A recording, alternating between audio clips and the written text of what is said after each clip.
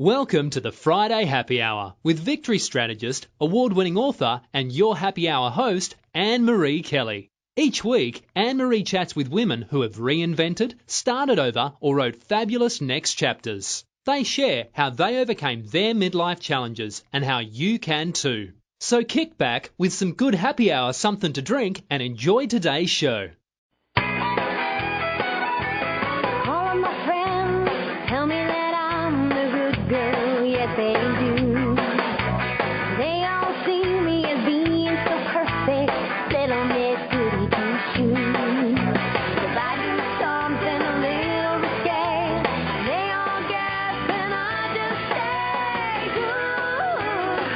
Welcome. You're listening to the Friday Happy Hour with me, Annmarie Kelly. I'm that recovering good girl and your victorious woman power partner. And this is a place for us victory chicks and you men who care about us. Meet on Fridays to chat about the week and to find ways to live more powerfully and make our lives better. Thanks for coming today. Thanks for sharing this hour with me. It's happy hour, so whatever you're drinking at today's happy hour, I hope you're enjoying it. Listen, did you ever hear something called the Akashic Records? What about life and soul synergy? I've heard of the Akashic Records. I'm not sure about life and soul synergy, but I think both of the little I know, both are very interesting. And I invited Barbara Schiffman here today to talk about both of those and how they can make a difference in your life. And listen, she's fun to talk to. The Akashic Records sound like, like a million years old, but she's fun to talk to, so we'll do some laughing too. It's Friday the 13th. We've talked about it before, and I don't think it's bad luck because I have 13 letters in my very long, vowel-filled Italian name, which I shortened to Kelly for work. But my mother would always tell us that 13 was a good luck number for us, so we never got particularly spooked about that number growing up until other people made such a big deal about it. But as you know, we've talked about this before, and there isn't a lot of substance to the Friday the 13th thing. But, still, if I were you, I wouldn't go walking under any ladders and watch out for those black cats. And we're having the strangest weather this week. Earlier, I was freezing and turned the heat on for a little bit to take the chill off. And then today, I'm ready to put the air conditioning in, just to get rid of the humidity.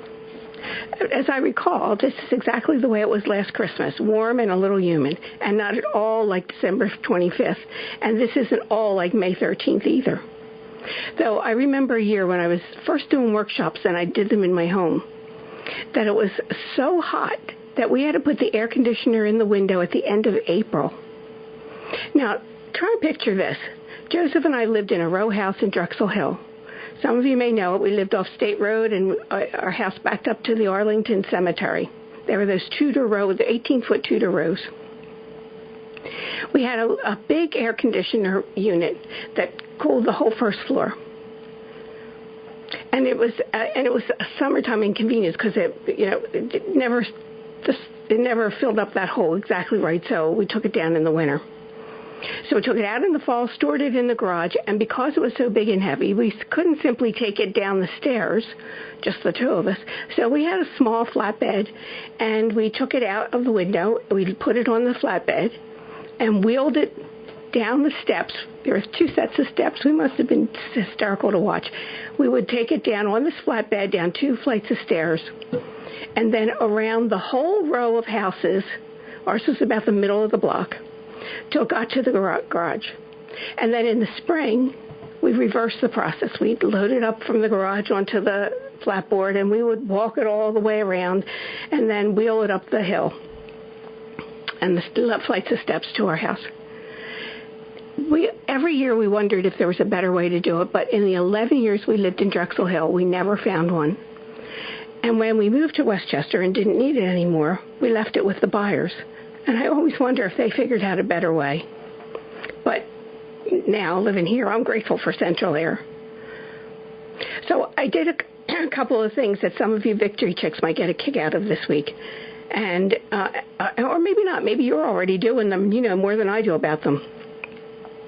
First thing, a lot of times we like to bring in the spring with a little, bring in the spring with a little outdoor and indoor pick-me-up. So you're probably like me, that you're like getting the deck ready, power washing the house, planting those flowers are going to make you smile till October.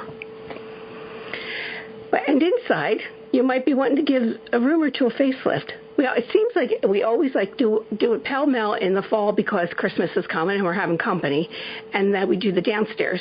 And then in the spring, if we have a mind to do it, we do the upstairs. In the past few years, with all the TV shows, the ambush makers and all those, and especially those companies work on tight budgets. And wallpaper is not inexpensive. And even if you get the wallpaper cheap, it's the putting it up that's, expensive. So wallpaper fell out of favor. And painting came back bigger than ever. Now, I've been disappointed because I like wallpaper. And I can do wallpaper. It's one of my creativity outlets. In my old house, I wallpapered every room. Not all wallpaper on all the walls. I did accent walls or half walls or border prints. And I did the same in this house that we live in now. And the last room I did was my powder room. Joseph painted the top, because he's good at that. And, excuse me, and I added paper on the bottom and a border around the top. And a border around the middle. Here's when I knew wallpaper was going out of style. That was the last room I did, and I had 2 border print rolls too many. So I took them back to the store for a refund. And much to my surprise, it was just 2 weeks later. When I got to the store, it was gone. Moved out of business, done. And that was 15 years ago. And for all the years in between, wallpaper, like white kitchens, were out of favor in the design world. But now there's a comeback of both of them, wallpaper and white kitchens. The man who taught me how to wallpaper did it in a bathroom. It was tedious. And, I found it frustrating, but I was good at it. I mean, he thought I was good at it. Because when we finished, he congratulated me and told me that small spaces like bathrooms were the hardest to do. And somehow in my mind, I thought, oh, well, they would be the easiest because it's not a lot of space. But he said, with all the curves and the, small walls, they were really hard. And he said I did really well. Well, that confidence boost was pretty much all I needed to hear. I learned how to wallpaper everything. I wallpapered trash cans and just all kinds of interesting things. And then I learned how to do chair rails and molding. And especially as a single woman, doing it made me feel so empowered. Then when Joseph came along in my life, he was way better at painting and could do more carpentry. So we split those duties, and that's how we refurbished our row house in Drexel Hill. And, we were young, so you know how it is. We did a lot of stuff we wouldn't even bother doing today. But back then, we didn't have the money to pay somebody. So we either did it or it wouldn't get done, and I was of a mind that it was getting done. One time we even had a pipe burst, and the plumber had to get into the wall to fix it. I was not going to lose that wallpaper because we were getting ready to sell the house. I was not going to have to take all that wallpaper down. It was a selling point. So I carefully steamed a couple of sheets off the plaster. And then they knocked everything down. They fixed the thing, whatever. And I rehung the wallpaper. And I was so proud of the fact that you wouldn't even have known it was ever down. There wasn't a tear or a nick or anything. It was perfect. And that paid off when we decided to sell the house. So now that the wallpaper is coming back, I'm dragging out my plumb bob and whatever that plumb thing is that is called, and scoping out which walls I want to feature as accents or something else. And listen, the patterns aren't what they used to be. So there's more savvy stuff out there now, and it's supposed to be easier to hang. So if you look on today's radio wrap-up, I posted a link from, I think it's from Realtor.com. So go take a look at some of the new stuff. Okay, that was one thing. The other thing was that I called an esthetician about dark spots on my hands. Now, mine aren't bad, and if I'm not wearing glasses, I don't even see them. But I know they're there. And probably like you, I didn't have any of them when I was 22 or 30 or maybe even when I was 40. And I don't know why God thinks that's such a funny idea to put spots on our hands, but I don't like them. I'll bet you don't either. No, of course you don't.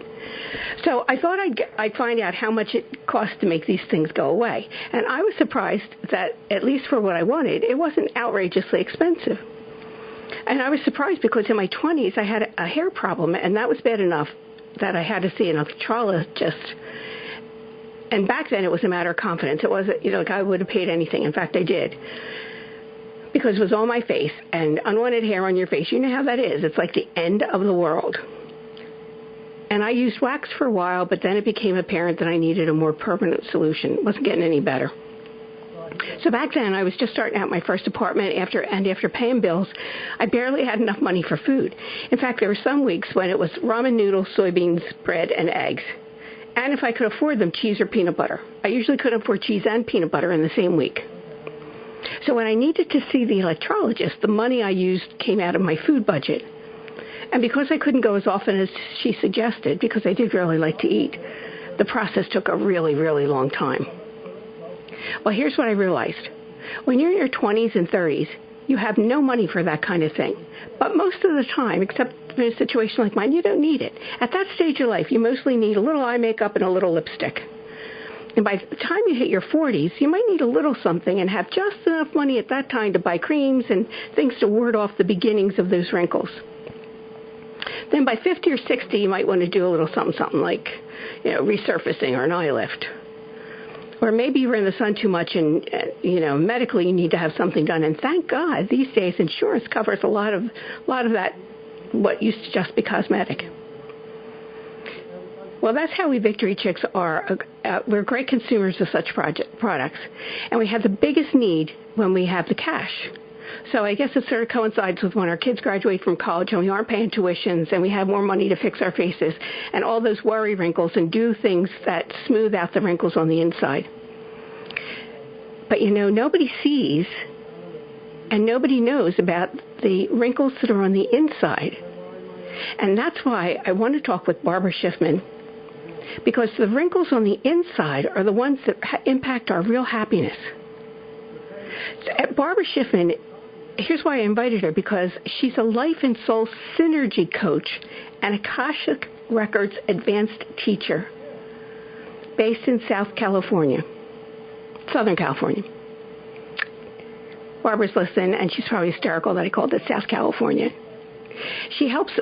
Barbara helps women in transition and creative soul seekers find life and soul balance, take leaps of faith, and receive clearer guidance from their own intuitive resources. Wow, wouldn't that be awesome to be able to do? So listen, go get some good happy hour something to drink. And when we get back, we'll be talking life and soul synergy, Akashic Records, and smoothing out those internal wrinkles with Barbara Schiffman. You're listening to the Friday Happy Hour. When you wished you had more time for yourself, and now you have it, but you notice you're keeping busy with stuff, but that stuff isn't making you feel happy or filled up? And when you think about what would make you happy and filled up, you get stuck or feel overwhelmed. And then you go back to what's more familiar, more comfortable, even if it's not making you happy. Wouldn't you love to find a way to start making sense of that deep discontent you're feeling? Well, you're not alone.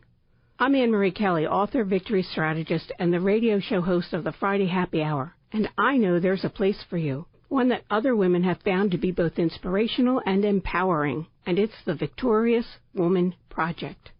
Go there now and get on my mailing list, where you'll be the first to know about my upcoming online workshops, teleseminars, and more. And while you're there, take a couple minutes to look over my blog.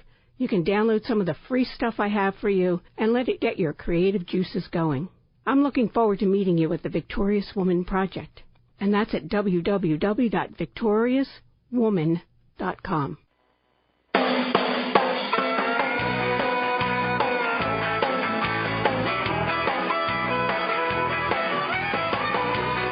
Welcome back to the Friday Happy Hour. I'm Annmarie Kelly, and I'm here with life and soul coach Barbara Schiffman. Hi, Barb. How are you doing today? I'm doing great. Can you hear me okay? I can hear you fine. Were you laughing when I called it South California? No, I like that. That was cool. Because, see, here we have South Jersey. Like, we go to the Jersey Shore, and where I go is South Jersey. So, anyway. Well, I grew up in Chicago, so I'm used to having the north side and the south side, and now I'm in Southern California. Aha.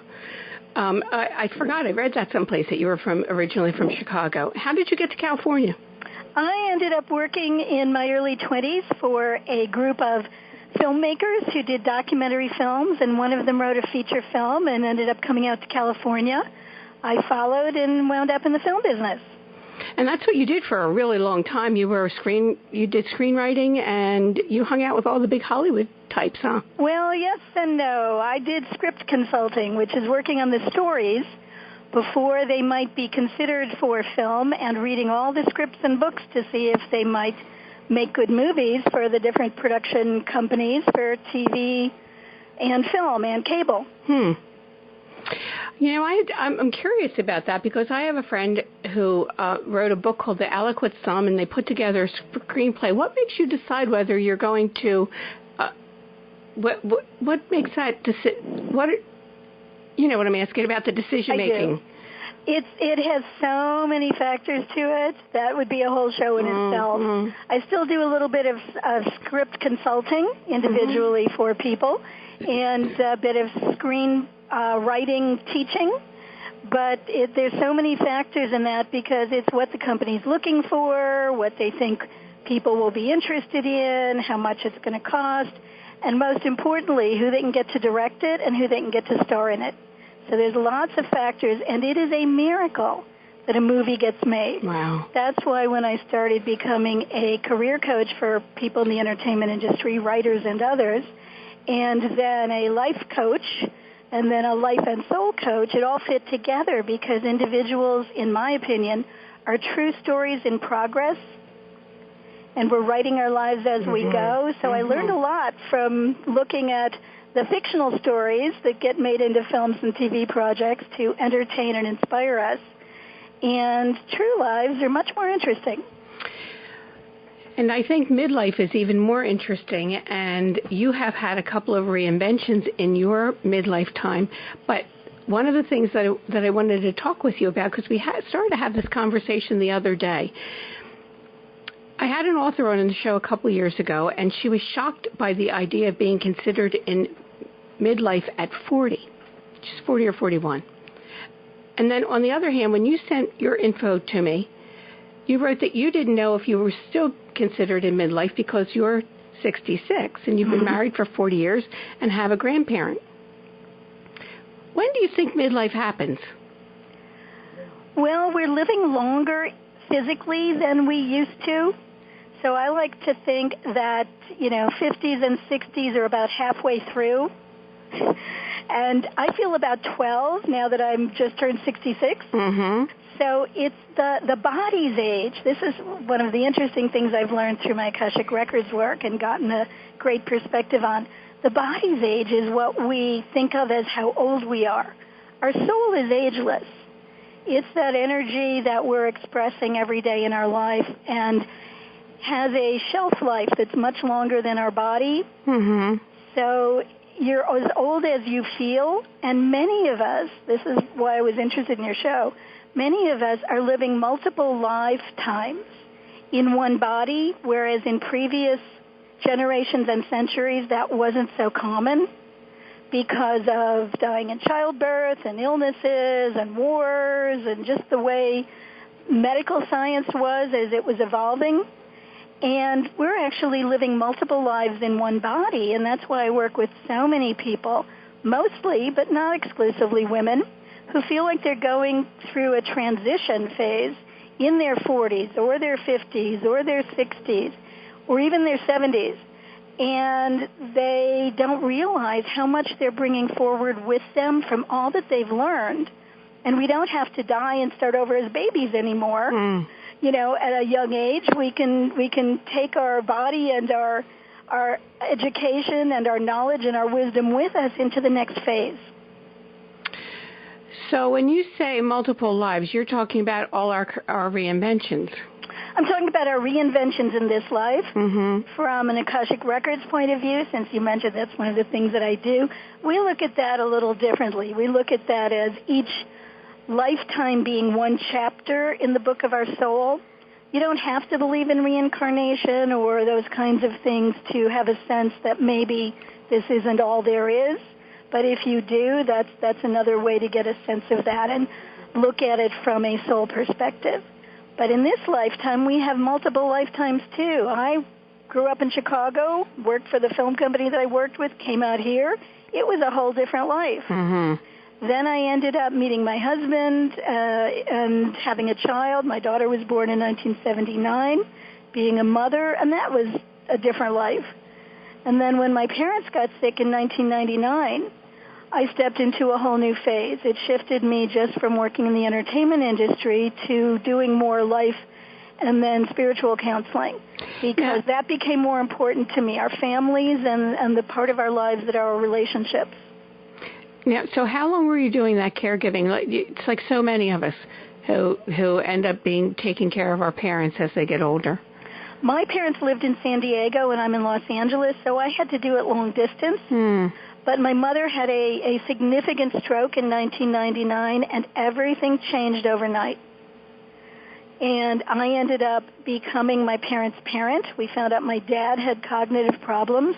His doctors thought it was Alzheimer's, but it turned out they found over time to be a series of strokes that had similar effects. Wow. So they went into a nursing home together. I took over their finances. This was something I had no help or support on, other than my brothers, who were happy to let me take care of it. One's in Washington State. You became an only child, right? Yes, more or less. And I ended up being my parents' parent until my dad died in 2004, and then my mom stayed on until 2009. So I'm wondering if you had the same experience I did, because I took care of my father. Died when I was young. He was 59. And then as my mother got older, more and more I took charge of stuff. And not a whole lot until she turned 80. But then in her 80s, I gradually took on more and more until she passed away at 90. And I did it with my mother and with my mother-in-law. And I remember those last couple years with my mother, and I'm sure you understand it. It's like your whole focus. And whatever you do in like your real life, you sort of put onto the back burner.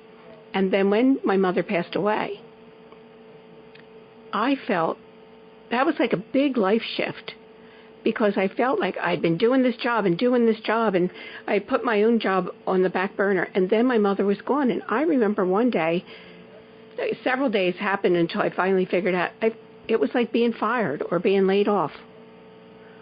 Did you have that same experience? I'm not sure I felt like I was fired. For me, it was a bit of a relief, because my mom's stroke was in 1999. She died the same month in 2009, finally.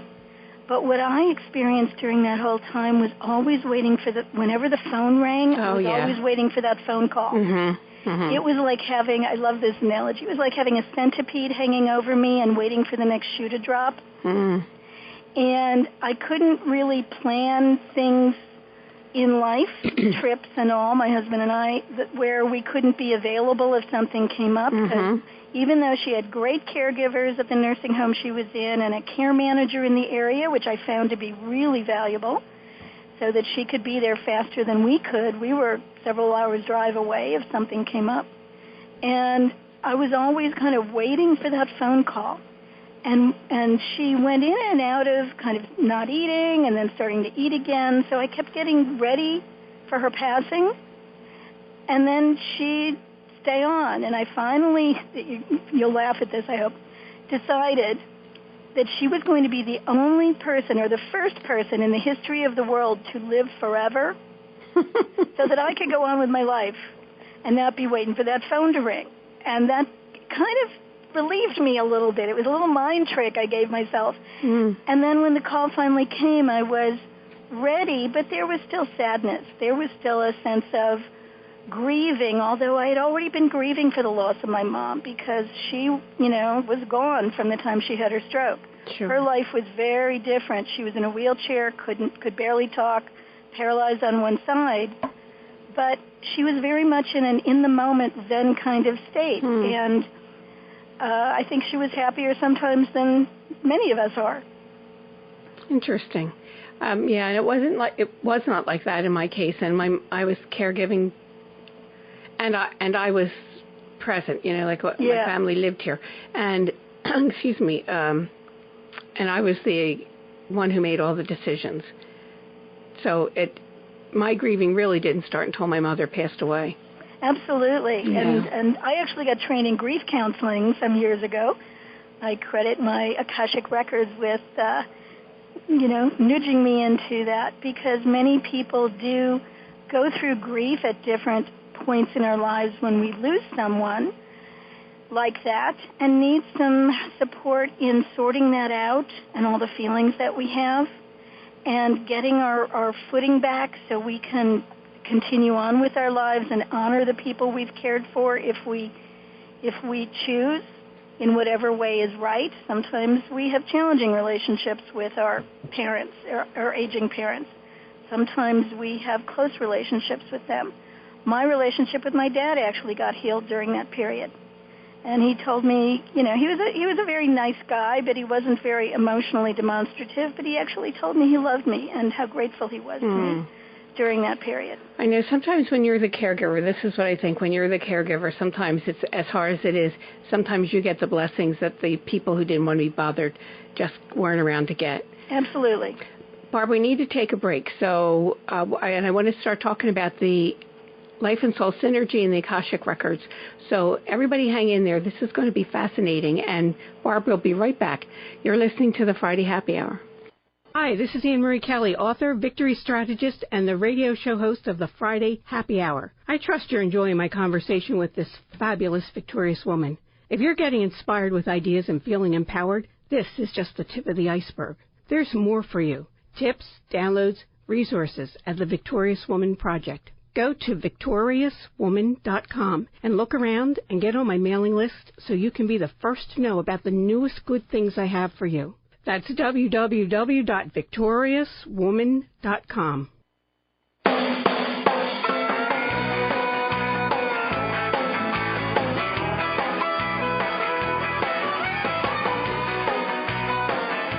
Welcome back to the Friday Happy Hour. I'm Annmarie Kelly, and we're here with Barb Schiffman, and we're talking about Akashic Records and Life Soul Synergy. Barb, what are Akashic Records? The Akashic Records, as I like to think of them, is the vibrational dimension of our soul's journeys through all lifetimes. It's the soul level. It's that part of us that is expressing through us and kind of talking to us in our thoughts and our dreams all the time. The physicists currently like to talk about this as the unified field, if you've heard that term used. And Carl Jung, the very notable psychotherapist, used to talk about it as a collective consciousness. But the Akashic Records is a label that a lot of people use when they want to be able to tune into their own intuitive guidance, not for prediction, but for having a soul's point of view of what's going on in life, which is sometimes different from and always complementary to our human point of view. They want to do that directly. So more people are being called to learn about how to do that than ever before. I've watched this evolve since I started working with the records and teaching other people how to do that starting in 2009. So when you say the Akashic Records, they're not anything physical. No, this is all energetic. Imagine your file in the cosmic internet. It's kind of like Googling your file, which is, connected to all the other files. And in the file, so to speak, is recorded everything we see, feel, think, hear, do, say all the time. As I alluded to before, we're each true stories in progress, and we're each experiencing life from different points of view, even if we're in the same place at the same time. I see that even now more than ever before through my grandsons. I have twin grandsons who turned 2 years old this week. And they have all their genetics, their astrology, all that, so close, but they are totally different personalities, totally different points of view. And we each have our point of view in the world, and each point of view is totally valid and important. No one else can live our life for us, is what I kind of think of. And if we weren't here, there'd be a little hole in the tapestry somewhere. So each of us is doing our part by living our lives and becoming more aware of how we're all connected, not just in terms of recycling. I loved your recycling ad. That was one of the best I've ever heard. And actually all of your ads I like so far. And, but to hear about how we're all connected in so many ways and to start living as a global humanity, not this us versus them and kind of tribal and we're better than they are mentality. And I think humanity is evolving in that direction. But we're going kicking and screaming, which is not surprising, and yet we are still moving forward in that direction together, individually in our lives and together collectively. So the Akashic Records are like something you can access, but they're not.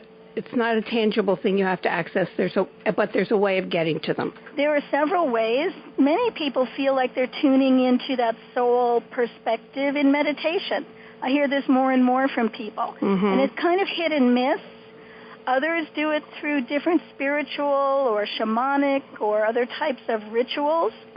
The method I use is a little bit of a ritual. It uses a vibrational prayer, Linda Howe's pathway prayer process, which she writes about in her book, How to Read the Akashic Records, which is the process that I use and teach. And it's much simpler than anything else. I'm also a hypnotherapist, and some people have gotten there through hypnosis, like Edgar Cayce did, if you've heard of him. His foundation is over in your part of the United States, there in Virginia Beach, and he accessed the Akashic Records, or so he said, under deep hypnosis back in the early part of the 20th century. Well, they called him the sleeping prophet, and that was part of what he was doing when he was sleeping. Well, he was in hypnosis, but he didn't remember anything, so they wrote down everything he said. That's why there's so many transcripts of all of his readings and archives, and his foundation over there has wonderful resources. That was, interestingly enough, that was the first vacation my spouse Joseph and I, ever took together. Oh, wow. Well, I know that they've been building on their property and expanding for years, so it's probably changed a little bit since you might have been there. Yeah, well, we go back periodically. We probably have been back, I'm guessing the last time we were there was probably 2 years ago, and they have a meditation room that just is knock your socks off because it's at the top of the building and it overlooks the ocean. It's beautiful. Oh, good. Yeah, it's really very nice. You feel closer to your soul when you're a little higher up. Yeah, I think so. We always think in terms of linear things. Humans are down here on the ground. Soul is up there in the sky. So if somebody went, and I'm asking this because it's about a day's drive. It's about a 5.5-hour drive from where I am to Virginia Beach. If I was going to the Edgar Cayce Foundation, and some of my listeners might be interested and might want to go, and it's free to go. You pay for some of the things that you get there, but you can go and poke around the library and all kinds of resources with no cost. What would I be looking for? Well, I have never been there, so I can't answer from personal experience, although I am a member of the Cayce Foundation and enjoy their resources long distance. But you might check out the library. That's where I would go first. And also they do have a lot of great classes and trainings and teachers that do their work there. So maybe you would go for a weekend class. That's what I would recommend. Yeah, I think that when we were there, we spent a lot of time looking at some of the stuff that's in the library. There's volumes and volumes and volumes. And I know there are books that they publish. I have quite a few of them and recommend them. In fact, I have a book list that I'd be happy to send any of your listeners that have some of those on there. So they do have a great library and great resources. Now, Barb, the other thing is that you call yourself a life and soul coach, and you focus on life and soul synergy. What is that, and why is it important to have that kind of synergy? Well, my work over the years has evolved from looking at how our life and soul are and meshed. It's not like, oh, we're doing our life when we're taking out the garbage, and we're doing our soul when we go to church or temple or some spiritual retreat or process. It's all part of the same. It's what the wonderful French philosopher, priest Teilhard de Chardin said, that many metaphysical and personal development teachers always quote, that we are spiritual beings having human experiences. And it's all together. And I've kind of evolved a bit from the area of just balance, where we're juggling balls and we're keeping them in the air, and if they fall, we pick it up and keep juggling it, to synergy, where things are working together, where our life is expressing our soul, which it is doing even when we don't think so, and especially when we are dealing with challenges, which are actually how we evolve the most. I like to think of it as the sand in the oyster. The sand is really annoying to the oyster, sometimes painful, but that's the only way to get the pearl. So you have to live through the sand to get the valuable pearl out of it. And the synergy between them is that way of having them support each other to get more support from our souls so we can live our life with more ease and joy, even through the hard stuff. Well, and that's important. That's making me think that in your Balance for Boomers, you talk about nature's 4 elements and our life elements. So what are they? Well, nature's 4 elements are the building blocks of all kinds of things: air, earth, water, and fire. They are the building blocks, actually, of some of the astrological ways of looking at things. I discovered that was the case when I was doing some work with astrological things, and noticed that everything in astrology relates to one of those 4 elements. And also just looking at the parts of our life. The earth part is the tangible, our physical, and everything around us. The air part is our thoughts. And the water part is our feelings and relationships. And the fire part is the spiritual. It's that spark of the divine that lights up somewhere and then comes through us, and we get thoughts about it, and then we get feelings, and then if it feels good, we help bring it into tangible form. So being able to do things to balance yourself out is really good. I was listening to your ads earlier, and when I was in my 20s, I actually did some work in flotation tanks, and I noticed that your ad said you guys have one over there. Oh, at East Coast Float. My producer and I were just talking about it. I love that. and you can go and just float in water, and that brings more of that water element and that relaxation. And you can bring that in when your mind is going too crazy and coming up with all the worst-case scenarios and looking at everything that's going wrong, because then your body feels that way. And if you can go and float and just have weightlessness, that is such a gift and a way to balance it out. Or take a walk. Go somewhere beautiful and take a walk. Then the earth element, your feet on the ground, your feet even barefoot in grass, which then can connect with the pulse of the earth. It's like pushing the reset button on your body and your whole system, can balance out the mental chaos that we are tuning into all the time, especially since we're on our cell phones and computers and all this technology all the time. Well, I'm a big fan of, and I know East Coast Float does this, they use Epsom salts. I'm a big fan of soaking in Epsom salts. When I get like a little bit too crazy, that's sort of like takes a lot of, it releases all that tension in my muscles, and of course that then facilitates better brain stuff. You know what, Barb, you talk about drains and nourishers, and we need to take a break, but when we come back, let's talk about those and a little bit more about the Akashic Records. Great. Everybody hang tight. You're listening to the Friday Happy Hour. Are you one of those women who lived the first part of your life as a really good girl? That is, you did all the right things and followed all the so-called rules for women? I was like that too. But have you noticed that once you passed 40, you have less patience for those rules? Maybe you even think that the rules really don't make sense for you anymore. Maybe they never did and you just didn't realize it. Do you want to go where other recovering good girls meet to inspire each other and support their new empowered selves? Then join me, Annmarie Kelly, and some very fabulous Victorious Women. We're on Facebook at the Victorious Woman Project. So go to facebook.com/Victorious Woman Project. I'll talk to you there.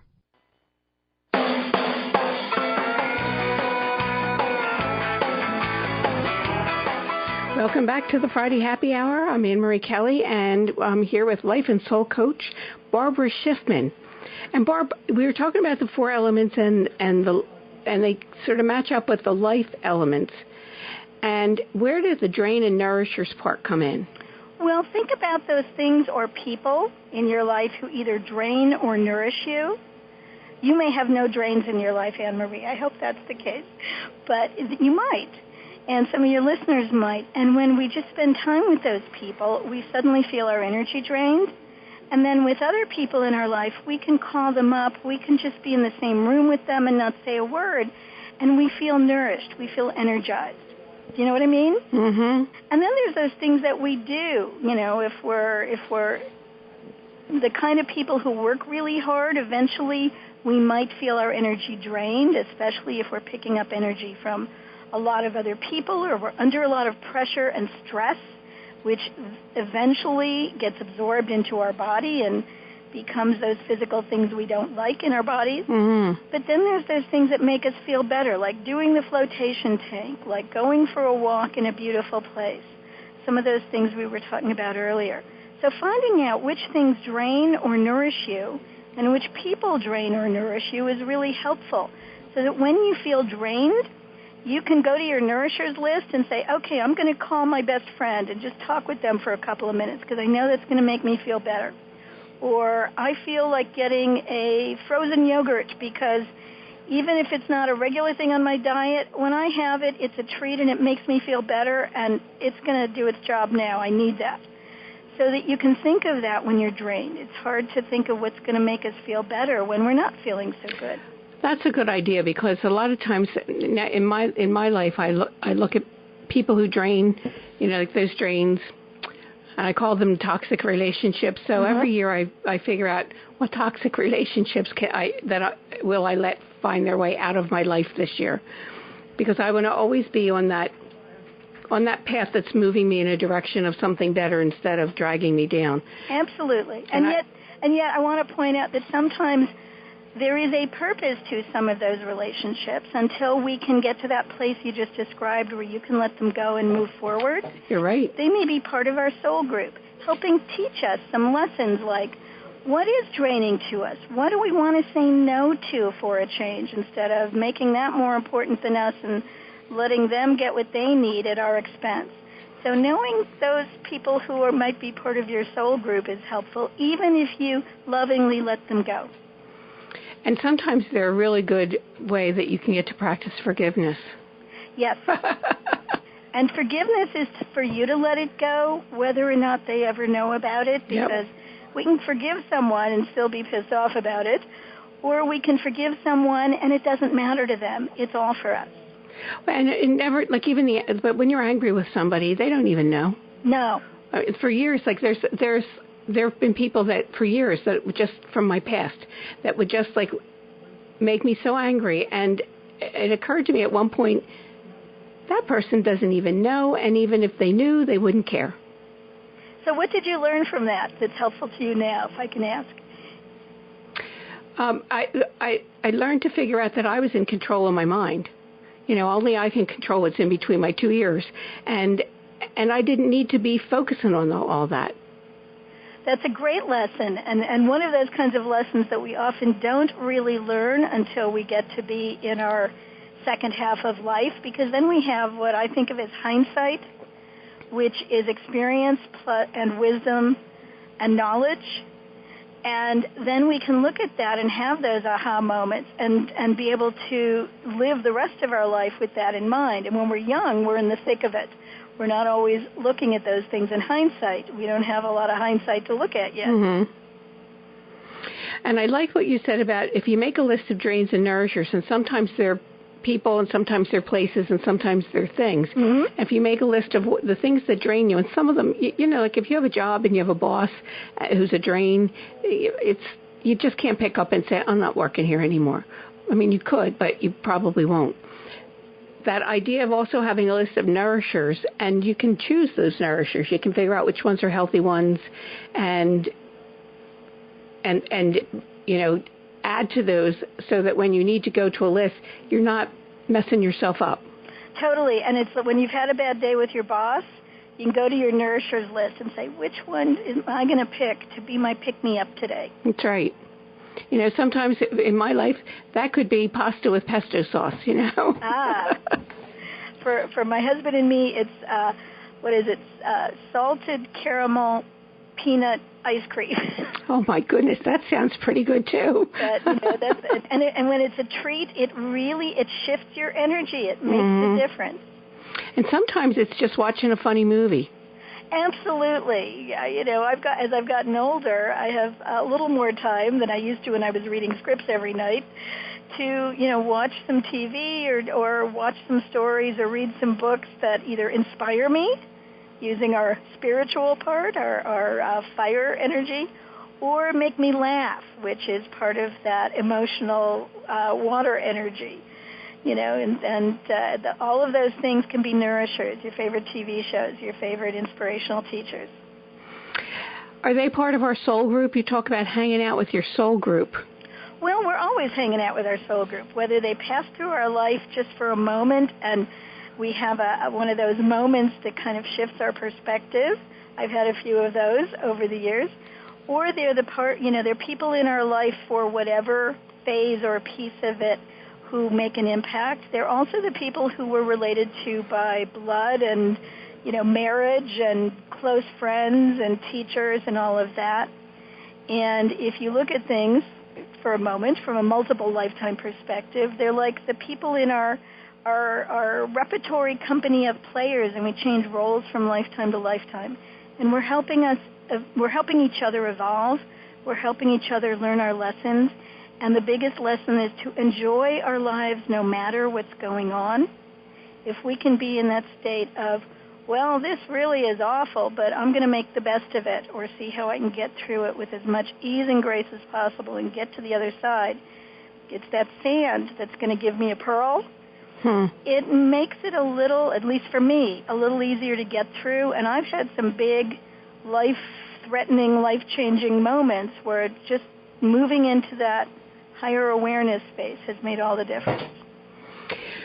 Now, back to the Akashic Records for a minute, Barb. You say that more and more people are being called to learn the Akashic Records, and in one of the books you sent me, you say that the Akashic Records help creative and spiritual people to receive and trust, I'm quoting you, trust inner guidance from their soul level so they can enjoy their lives better, make confident choices more easily, that the universe is supporting them, and experience life from their soul's point of view. So how do I do that? If I want to get to this, I mean, like, obviously, you don't go out and buy Akashic Records. You have to do something. And you say meditation is one way of doing it. The method I use, again, and there are other prayers, there are other methods, everybody is kind of drawn to the key that's right for them. Metaphorically speaking, it is a big library, so to speak. And there are a lot of different rooms in it, and different people are tuned to different rooms, so to speak. So finding the key that's right for you, it's like if your friend meditates and it works for them, but you don't like it, that doesn't mean you're wrong. It's finding the key that works for you, that isn't their key. It's your key. So maybe running could be, for somebody, maybe it's running. Maybe it is. And again, if people would like to learn more about the process I use, Linda Howe's book, How to Read the Akashic Records, is all about that. And she has teachers around the country. And then the book that I just wrote and published, a coloring journal in which you can make notes on who's in your soul group and what are some of the nourishers and drains that you have, called Your Akashic Records, is on Amazon. And again, another kind of way to learn about what the Akashic Records are and what they're not, and get a sense of that soul-human connection that is that synergy piece. It's always connected. So, Barb, how do we get that book? Because I'm thank you for sending it to me. And I know it's like sort of a workbook and coloring book combined, and I love how you put it together. Thank you. And the link to it is on the radio wrap-up for today. How else can they get it? It's on Amazon. You can go to Amazon and type in the search thing, Your Akashic Records. There'll be a lot of Akashic Records related books coming up, including Linda Howe's, but mine is called Your, Y-O-U-R, Akashic, A-K-A-S-H-I-C, Records, or they can type in my name and find all of my books, including that one. And I loved putting this together because it was taking pieces from my teachings and getting to put them in a form that is a good way to kind of get started of thinking about our lives as a way of expressing our souls. Well, you did a good job on that, and I can recommend that because I've seen it, and I haven't colored in it yet, but it's really good. Barb, thank you so much for coming to Happy Hour today. I'm delighted. I feel much happier. I'm looking forward to the rest of the day. That's great. Thank you so much. Before we leave, I want to thank a few people who are donating goodies to the Girlfriend Gala. There are some swag. This is about our swag bags. You know those bags of goodies that everybody gets when they come. You go to an event and then you leave and they give you these bags. Well, let me tell you, these bags. I was looking at them this morning, and I was figuring out how much they were worth. They're worth about $90. That's like almost double the cost of the tickets. So I want to thank Janet at the Clinique counter at Macy's in Exton for giving us Clinique samples for our swag bag. And Joe at Philly Pretzels, he's given us a free pretzel coupon. So Joe's is the Philly Pretzel place that's right down by 5 Points. Stop by, tell Joe I said thank you, and buy some of those pretzels. And Wawa's giving us a free drink coupon. Geez, you can go get a pretzel at Joe's and go right across the street to the Wawa. Lindt Chocolates is giving us free candy. And listen to this, the Marshmallow MBA is sending us her amazing marshmallows. HarperCollins, she has such a great story, and I'm hoping that she's going to tell it in the Victorious Woman contest this year. HarperCollins is sending us a mystery book, and we're getting samples of wine-infused salts. And a company called Taza is adding some drama-free wine glasses for the outdoors, just in time for Memorial Day picnics. And Harris has some goodies for us, too. And me, I'm including a copy of Victorious Woman, a notebook and a pen, and a $20 discount on any of my teleseminars and workshops. And Joseph is giving discounts on his massages. And we have so many people. Trader Joe's in Wayne is giving us a basket of food. ShopRite and Giant here in Westchester are donating a gift card. And we'll have some food for there. Dane Craft sent 4 pieces of beautiful jewelry. So listen, if the early bird discount ends on Sunday, so if you go to Facebook to the Victorious Woman Project, you can get that information there. You can go to the radio wrap-up at victoriouswoman.com and there's links every place to go to the Eventbrite to pay your money and get your ticket. It's May 25th, Penn Oaks. It's right around the corner, 5:30 to 8:30, and I hope to see you there. And we were talking with Barbara about life, souls, and things, and there was a movie called Mr. Megorium's Wonder Emporium, and at the end of that, it's Dustin Hoffman's the character, and he quotes King Lear at the end, and you probably know this line when he talks about the life, and at the end he says, and he dies. And so Hoffman's advice to his young protege at the magic shop is this: life is an occasion, rise to it. So this week, may you and I remember to rise to the occasion called our life and enjoy the whole thing. Have one victorious weekend. Jenzan. Thanks for listening to this Friday Happy Hour. Make sure you subscribe, rate and review today's show. And join us again next week for the Friday Happy Hour with Annmarie Kelly.